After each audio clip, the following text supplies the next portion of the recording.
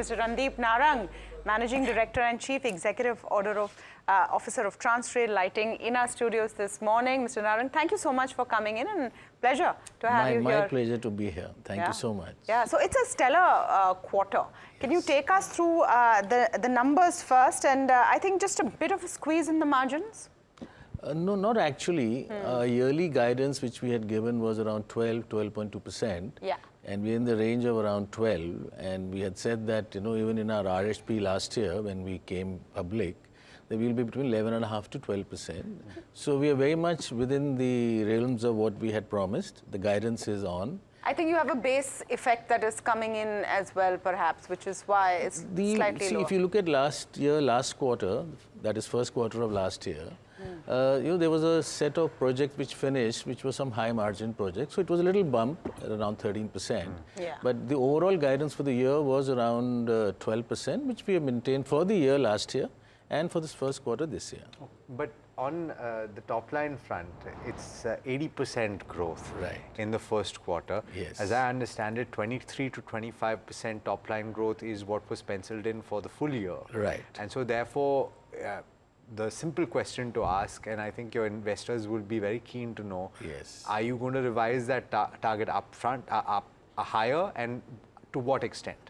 So actually, if you see the run rate, we've done around 1,650 odd crores. And if you look at, analyze the same number, it'll be in the reality of 20 to 25%, what we had promised.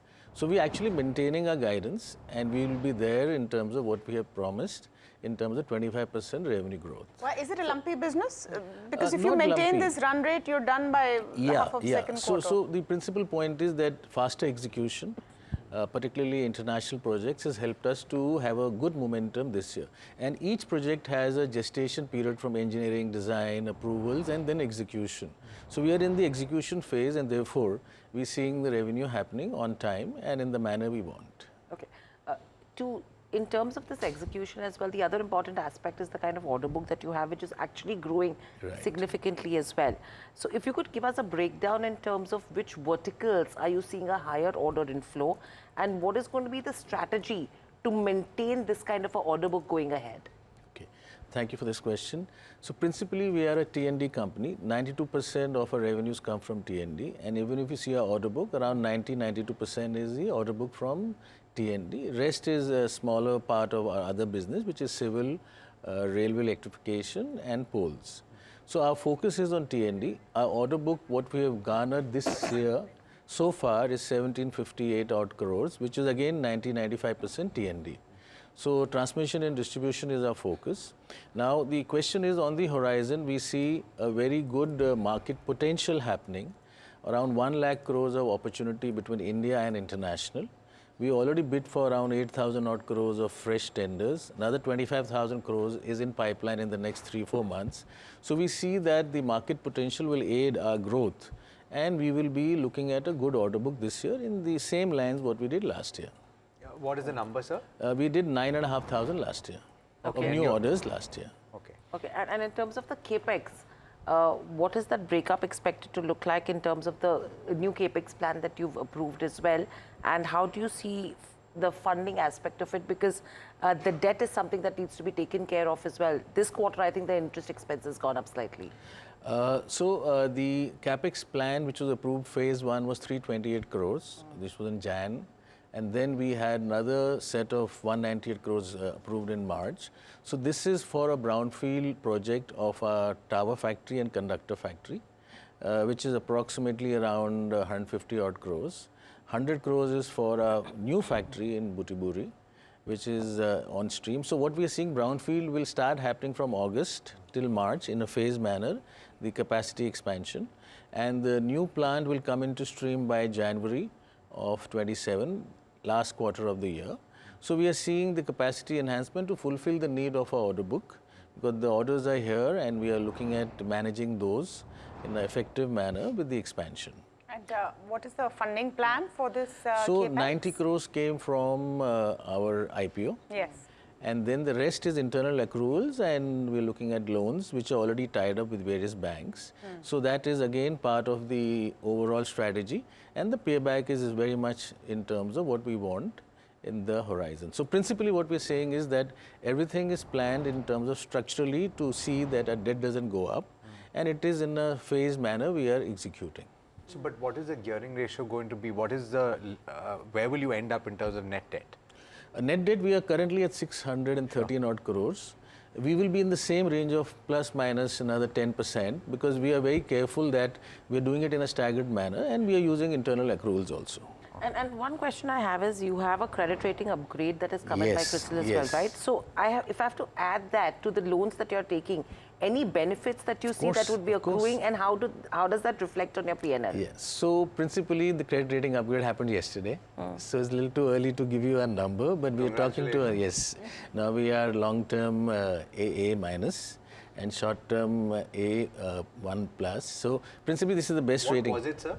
It was A plus minus initially, now it's AA minus. Okay. Oh, okay. So we've gone up a notch in both the categories. So this, of course, our finance team and our CFO is working on it, and we definitely see some improvement in our interest cost coming down in the next 3 to 4 months. How much do you borrow from the public, from the corporate bond market? We haven't really gone there. No But do you commercial intend paper, to? no commercial paper yet, corporate bonds. So we look at all those opportunities. Do you think you will require it? We don't know yet. So it's like it's too early right now to give any premise on what's going to happen. How are we going to go about and use this facility and the rating upgrade, which is what we're going to work on in the next few months. Because I think at AA minus, you might just find takers from mutual funds as well, right? Because their credit risk funds would be perfect for that. But question on, and you mentioned your order book, 9,500 odd crore rupees is what you got in fresh orders last year. You have bid for a considerable amount of projects. I'm just curious about how much of that is L1 and how much of that will be converted into orders in your expectation in this current financial year? So, as of first quarter, 1758 crores were the orders in hand. That means letter of awards have come. And around 983 odd crores, let's say, 983 is around another 1,000 crores of orders which are L1, which should come in the next 2 months. Okay.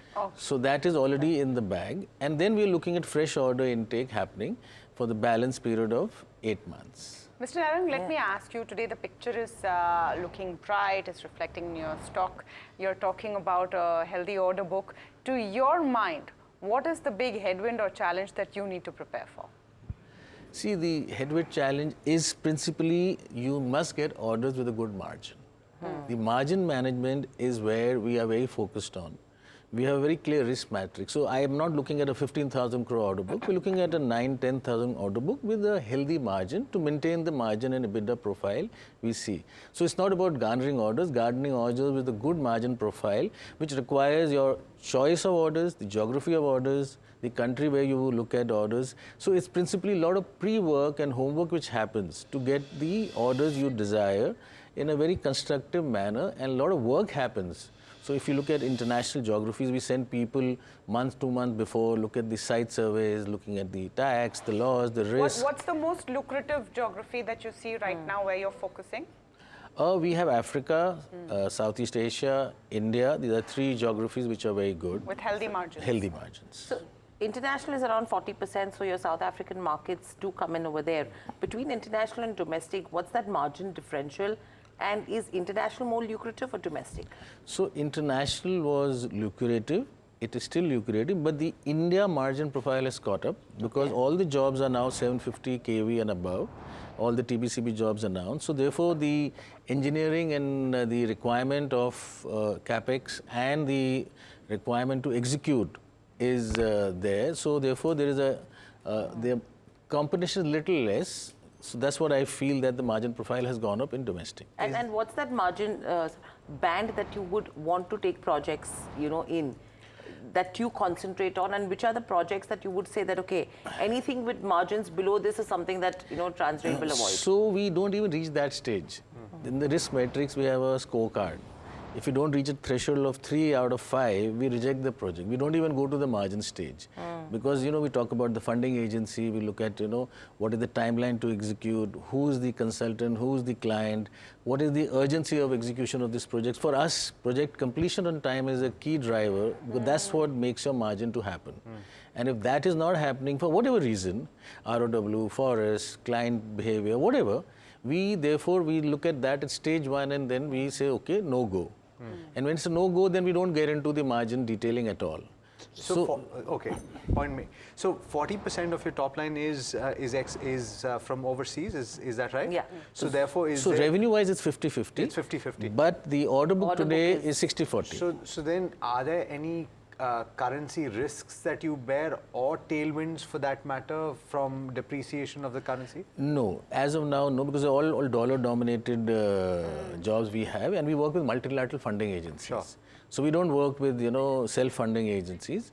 Only in India we work with top clients who may have self-funding, and these are all top-notch blue-chip companies. So principally, we are very careful on our cash flows. We are very careful on the margin profile, and that's the way we build. And before time completion of jobs is the way we look at our future strategy and our current strategy. What is the appetite that you're seeing for the order books going in? Because you're being picky, but I'm just trying to understand. So 9.5, 10 is what we said last year. We will, and there could be a plus minus 10%. No, but is the appetite there? I'm just trying to get a perspective of what's happening in that space in the economy from your vantage point. So potential is there. As I said, more than 1 lakh crores domestic and international, and we're looking at it around 10% of market share. That 10 can become 12 too. So there is an upside, and we'll see how it pans out going forward. Okay, thank you so much for coming into our studios and giving us that detailed look. And let's pull up the intraday of Transrail lighting as well, as this conversation has been on very confident management there, and we've seen another 2% up on the stock while we've been speaking.